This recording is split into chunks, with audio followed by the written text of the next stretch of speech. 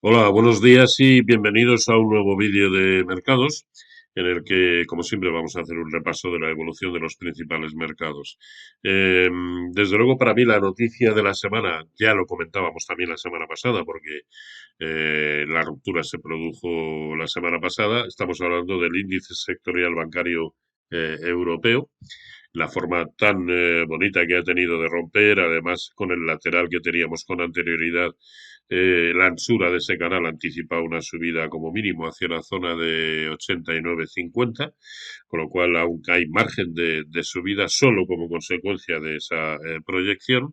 Y bueno, evidentemente la jornada de ayer en los mercados americanos ha introducido algo de dudas en cuanto a esa evolución, pero fíjense que en las 2 horas que llevamos ya de negociación el precio prácticamente se sitúa en los precios de cierre de ayer. Luego merece la pena seguir pensando que el sector bancario europeo puede seguir teniendo una buena evolución, lo cual se va a traducir también en consecuencias positivas para el IBEX 35, que fíjense es el que más está subiendo en la jornada de hoy, después de empezar cayendo casi un 1,5% o así venían los futuros, ya está subiendo ahora mismo un 0,6% y cada vez se acerca más a esos 8.450 que significan o significarían el punto de inflexión para subidas mucho más importantes. Fíjense que al fin y al cabo lo que hizo en la jornada, hace 3, 4 jornadas, fue romper esta formación triangular. También es verdad que muy próxima al vértice, lo cual le puede restar proyección alcista, pero bueno, no deja de ser un triángulo y que anticiparía subidas hacia el entorno de los 9.000 puntos. Pero por supuesto, no vamos a vender la piel del oso antes de cazarla y condición sine qua non que cuanto antes sea capaz de romper por encima de 8.450. La jornada de hoy, vamos a ver cómo termina, lógicamente, porque va a tener su trascendencia mucho más en precio de cierre semanal, pero podría simplemente haber significado el pullback a lo que era la directriz bajista anterior y techo de esa formación triangular, ¿no? En el caso del DAX alemán, la jornada de hoy sí lo ha llevado por debajo de ese mínimo que había estado aguantando, ese soporte en 13.850, pero no ha perdido ningún nivel de consideración, ni mucho menos, ¿no? Ni siquiera en los mínimos de la jornada de primer soportazo en la zona de 13.465, ahí lo tenemos, y empezar a pensar que algo puede estar cambiando de medio plazo pasa por ver precios por debajo de 13.000, ahí lo tenemos. No solamente es el origen del último impulso, sino que al tiempo es también el 0,382 prácticamente de lo que fue toda la subida desde el último impulso que nació en noviembre del año pasado. Por lo tanto, primer soporte 13.440 y nivel importantísimo para el medio plazo 13.000. En cuanto a lo que son los índices americanos, algo de lo que sucedió ayer implica una variación importante de momento. De momento no, simplemente que el Dow Jones desanduvo todo lo que había avanzado en la jornada previa construyendo un nuevo máximo histórico, dejando algunas dudas, pero desde luego no se ha perdido ningún nivel mínimamente importante, ni siquiera en el corto plazo. El primero de ellos sería este nivel, la zona de 31.200 puntos.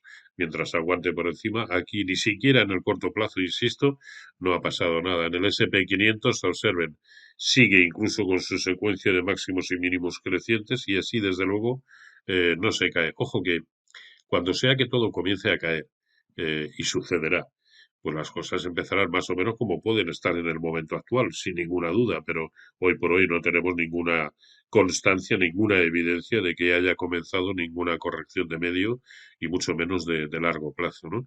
Y en el caso de los Nasdaq, que son evidentemente los que a corto plazo más están sufriendo, puesto que simplemente en las últimas jornadas han perdido una capitalización superior incluso a los 300.000 millones de dólares, pero tampoco se está perdiendo a un nivel, se están perdiendo niveles consistentes de medio plazo. Sí es verdad que ayer se atacaron niveles de soporte del corto, pero de momento han aguantado, lo mismo que en el Nasdaq Composite, ahí lo tenemos por encima del primer soporte que presenta en 12.980, el de semiconductores de Filadelfia sujetándose en la directriz alcista que viene desde marzo del año pasado, no ha perdido ningún nivel relevante.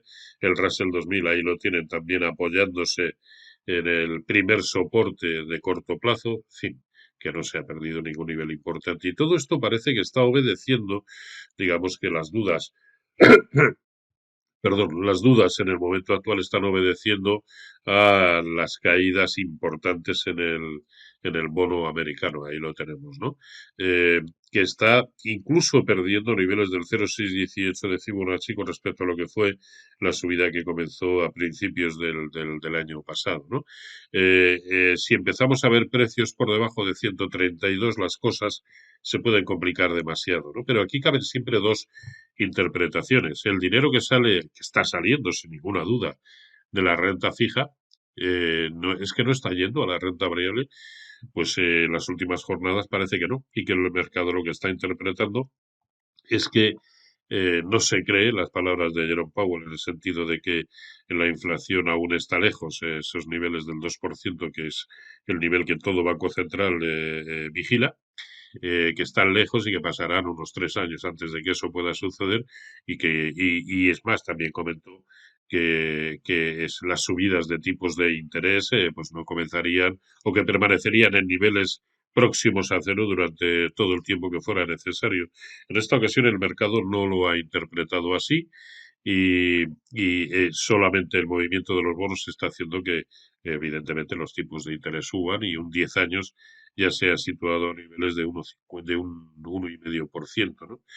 Así que, bueno, esta puede ser una variable importante a seguir en las próximas jornadas para conocer un poco la evolución de la renta variable. El crudo, bueno, pues ahí lo tienen, es lógico que ve que titubee en zonas tan próximas a una resistencia tan brutal como es la de 65,50.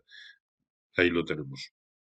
Pero tampoco da ninguna señal de flaqueza, al menos no en el momento actual. Señal de flaqueza sí está dando el oro, viene con una secuencia desde la zona de 1960, viene con máximos y mínimos decrecientes, está teniendo incluso problemas para sujetarse en ese soporte importante que tiene en 1765, cuya pérdida lo llevaría a buscar como poco la zona de 1690, que es el 0,618 de toda la subida desde marzo del año pasado.